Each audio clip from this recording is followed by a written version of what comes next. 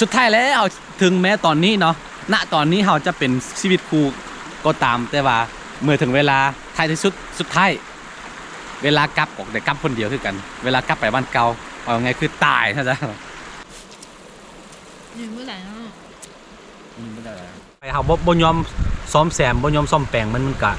พังทลายไปในที่สุดเนาะจากจุดแตกหักอันน้อยๆนึงนะมันก็สิกลายเป็นแบบว่าใหญ่ๆเนาะมันสิพังทลายไปหมดถ้าว่าบ่ซ่อมแต่ตอนหัวที เริ่มต้น ตอนมีเวลาหั่นนะเดี๋ยวมันสายเกินไปมันก็บ่ได้คนเฮานี่แหละชีวิตคนเฮาก็ประมาณนี้ทุกคนเว้ยความฮักคือกัน เรื่องราวความฮักบ่มีผู้ใดสมบูรณ์แบบต่างคนต่างมีจุดอ่อนของใครของมันแล้วก็ต่างคนต่างมีข้อเสียเนาะ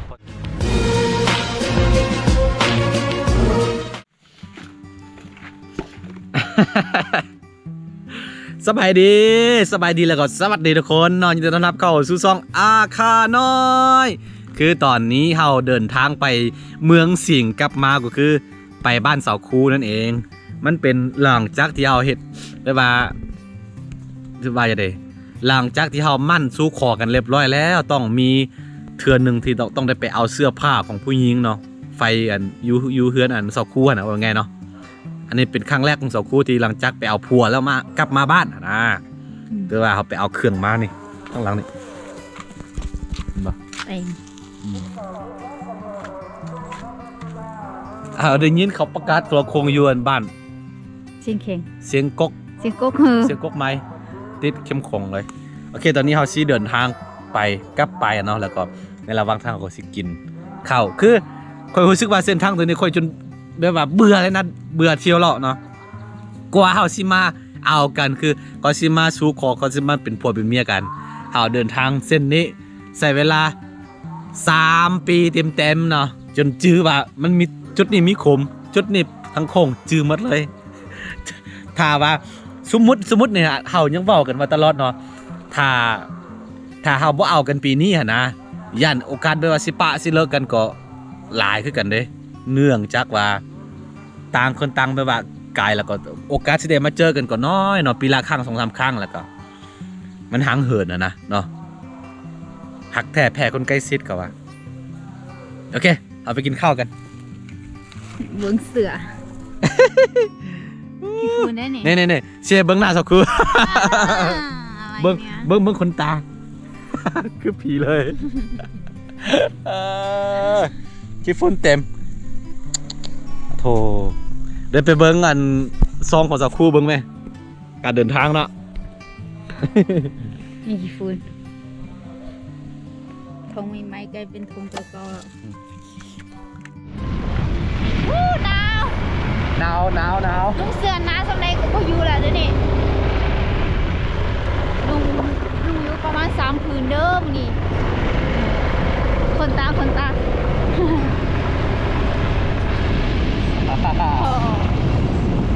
สองรอบ เที่ยวรอ วัดเลย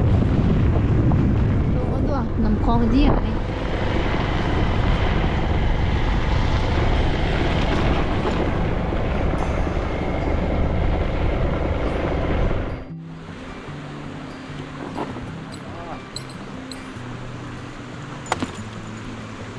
ได้เวลากินข้าวแล้วเด้อเฮาเดินทางมาแต่มื้อสิงยังบ่ได้กินข้าวเราก็เลยสิแวะกินข้าวอยู่นี่นี่โอ้ขี้ฝุ่นเยอะจริงๆขับรถไวแถวไวว่ามื้อนี้นะคุมล็อกสำใดก็โดดขึ้นมาเลยขี่แบบบ่มีคุมเลย โอ้โหดเกินขาก็ลอยเมื่อละเขาสิกินข้าวอยู่ใกล้แม่น้ำใส่น้ำเขาคือสิมากินข้าวปลาเนาะ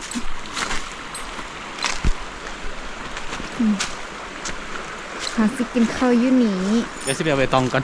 โอเค กินข้าวปลาเว้ย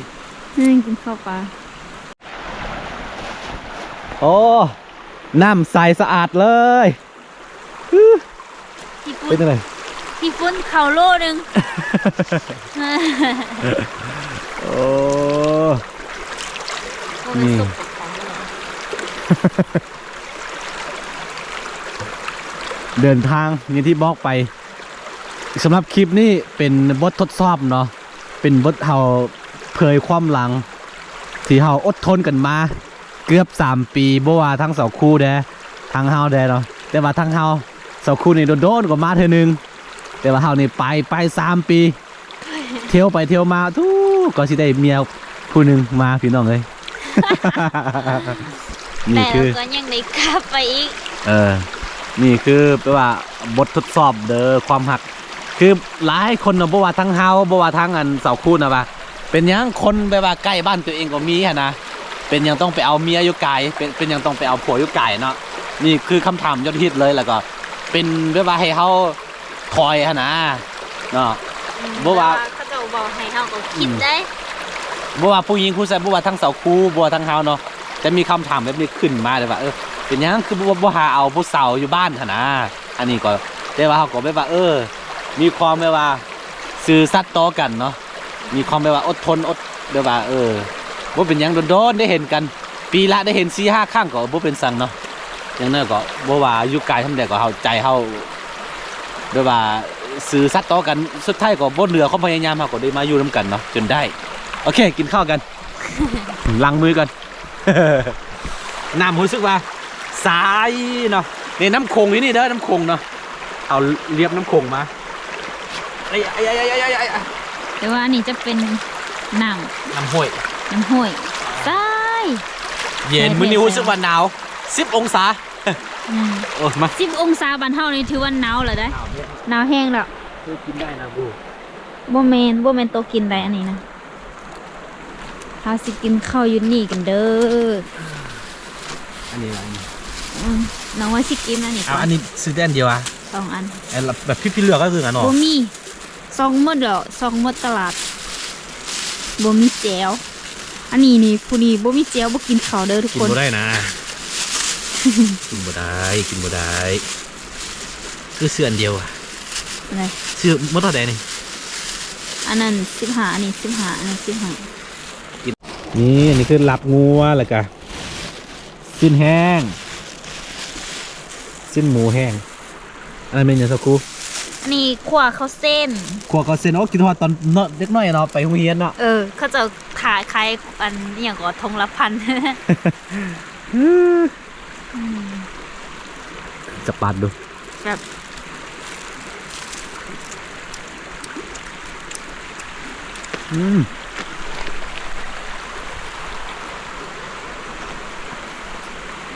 ในรถเฮาปะนะขึ้นอันนี้น่าจะเป็นน้ำที่เอาไปบ้านเขาเจ้า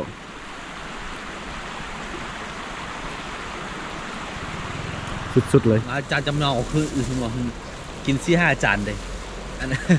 กินตอนซอยจะไหนกินจานหนึ่งผมว่าเคยหนึ่งก็ได้โอ้ยมีมาเผ็ดหนึ่งมีรถมา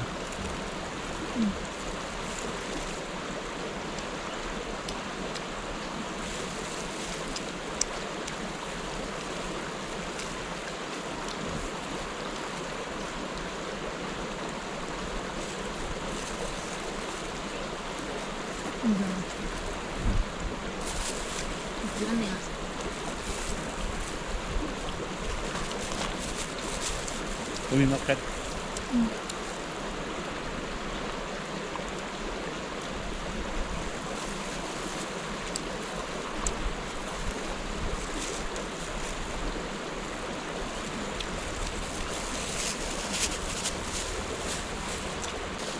คัดอยู่แล้วดิดาวของมันดีกว่า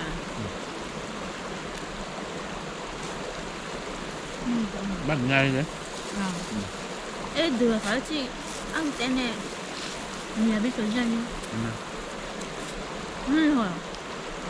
mặt trời mặt trời nhớ câu hỏi này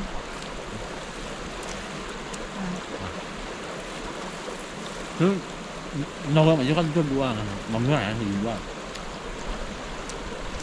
nước à nó หลังจากกินข้าวแล้วก็เสียเส้นหน่อยนึง เห็นยังกูบ่จัก สมาธิ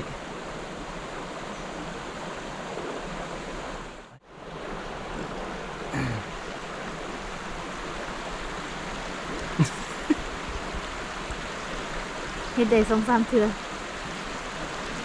อย่าลูกพ่อลูกพ่อลูกพ่อลูกพ่อลูกพ่อ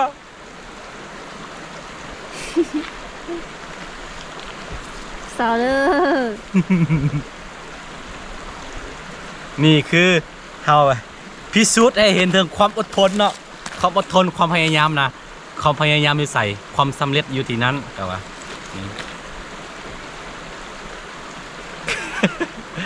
ถ้าบ่มีความอดทนเอาบ่ได้เมีย นี่คือตัวอย่าง เมียนี่ใครก็เอาได้อยู่ได้เขาว่ามีแต่ว่าเฮ็ดแนวใดให้มันอยู่รอด เฮ็ดได้สิรักษามันไปสิอยู่นํกันไปฮอดมือเฒ่ามือแก่จนฮอดมือดินปกหน้า500 ปีฮักบ่ลืมขอไหว้วอนเทวามาปกป้องให้เฮาสองสมดังใจปรารถนาอื่นหมื่นแสนแม่นลอยมาจากสวรรค์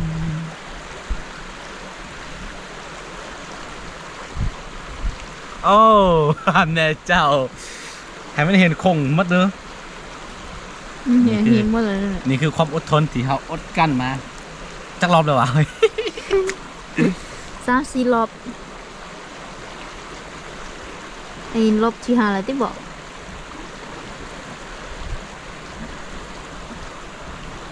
โอ้อันเด็กแก่เลย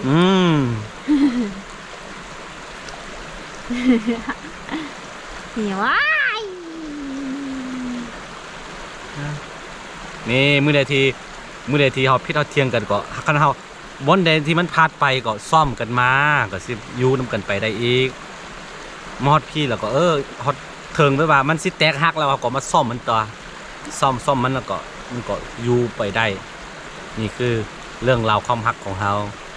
แน่ แทนที่มันสิพังก็คันพังจุดนี้ก็พังแล้วก็มาเริ่มต้นใหม่ก็ได้บ่เป็นหยังบ่ต้องให้มันล่มไปหมดนะคนเฮานี่ nobody perfect เขาว่าบ่มีผู้ใดสมบูรณ์แบบ เวลาเจ้าเป็นไฟค่อยเป็นน้ำร้อนนะค่อยเป็นน้ำเย็น นอนแล้วก็ลวกใส่ เวลาเจ้าเป็นไฟค่อยเป็นน้ำก็ได้ เวลาข่อยเป็นไฟแล้วก็ไอก็เป็นน้ำมันไอซังปุ้ง นี่ตั้งก็ตั้งเฮือนหลังหนึงประกอบด้วยคือแปรเสาด้วยถ้าว่าอันใดหนึงหักไปเฮาบ่ยอมซ่อมแซมบ่ยอมซ่อมแปลงมันก็พังทลายไปในที่สุดเนาะจากจุดแตกหักอันน้อยๆนึงนะมันก็สิกลายเป็นแบบว่าใหญ่ๆเนาะมันสิพังทลายไปหมดถ้าว่าบ่ซ่อมแต่ตอนหัวที เริ่มต้น ตอนมีเวลาหั่นนะเดี๋ยวมันสายเกินไปมันก็บ่ได้คนเฮานี่แหละชีวิตคนเฮาก็ประมาณนี้ทุกคนเว้ยความฮักคือกัน เรื่องราวความฮักบ่มีผู้ใดสมบูรณ์แบบต่างคนต่างมีจุดอ่อนของใครของมันแล้วก็ต่างคนต่างมีข้อเสียเนาะเพราะฉะนั้นก่อนสิมาเป็นผัวเป็นเมียต้องยอมรับด้วยว่าจุดด้อยของกันและกันนี่แล้วก็บ่ต้องให้มันแบบว่าความฮักนี่พังทลายลงไปเนาะบอลได้สมมุติว่าบอลนี่มันสิพังแล้วเนาะเฮาก็ไปเบิ่งสาเหตุว่าสาเหตุมันพังย้อนหยังพวกกินบ่หรือมันหยังหั่นนะก็สมมุติว่าเจ้าค่อยผิดว่าเจ้าผิดว่าหรือว่ามีบอลใดที่แบบบ่เข้าใจกันบ่ปรับจูนเข้ากันมันก็สิต่อยอดไปจนว่ามือตายสลายไปจากหน้าดินเชื่อโอ้ดูน้ำมันเลยโอเคได้เวลาเดินทางต่อแล้วเนาะสำหรับคลิปเนี่ยก็เป็นคลิปแบบว่าเฮามาแชร์ประสบการณ์เรื่องราวความรักเรื่องราวการใช้ชีวิตคู่ประมาณนี้เนาะอย่างที่บอกไว้แหละขอให้ทุกคนขอให้ไม่ว่าชีวิตคู่ของแต่ละคนเนาะสมหวังมีความสุขแล้วก็อยู่ร่วมกันไปฮอตมือเท่ามือแก่มือจักกันไปครั้งเดียวคนละสุดท้ายแล้วถึงแม้ตอนนี้เนาะณตอนนี้เราจะเป็นชีวิตคู่ก็ตามแต่ว่าเมื่อถึงเวลาท้ายที่สุดท้ายเวลากลับออกแต่กลับคนเดียวคือกันเวลากลับไปบ้านเก่าเอาไงคือตายนะจ๊ะเพราะว่าเวลามาเขาก็มาคนเดียวเด้ออกมาจะท้องแม่คนเดียว ชีวิตคู่กับคู่ชีวิตมันต่างกันยังไง ชีวิตบ่ครูชีวิตต่างกันจังได๋วะ อืม โอ้ชีวิตครูชีวิตครูนี่หาบ่ยากดอกง่ายเนาะแต่ว่าสิเป็นครูชีวิตแท้บ่สิเป็นครูชีวิตหมายถึงครูชีวิตหมายถึงคนที่จะอยู่เคียงข้างเฮาไป ตลอดชีวิต ทุกลมหายใจอะนะมันหายากทุกคนเลยแต่ว่าคนที่สิมาเป็นครูชีวิตนี่บ่ยากดอกหาได้ แต่ว่าผู้ที่สิอยู่ไปนำเฮาตลอดไปอันนั้นหายากนะอันนี้ก็เฮาบ่หมายความว่าความรักเฮาแบบสมบูรณ์แบบบ่แม่นเนาะอันนี้ก็เป็นจุดเริ่มต้นซื่อๆแต่ว่าเฮาสิพยายามเฮ็ดมื้อนี้ให้ดีที่สุดเนาะพอดมื้อใดก็ค่อยว่ากันอันนี้เนาะเรื่องอนาคตเนาะแต่ว่าพูดแต่ว่าทุกมื้อนี้เฮารักกันก็พอโอเคไปก่อน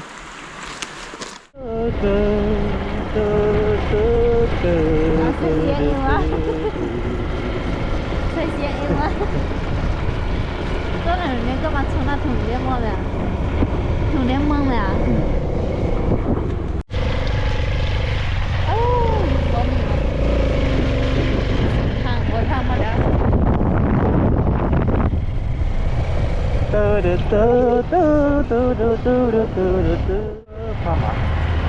อยู่พม่าพูดนำลงแล้วเนาะนำลงไรหรอก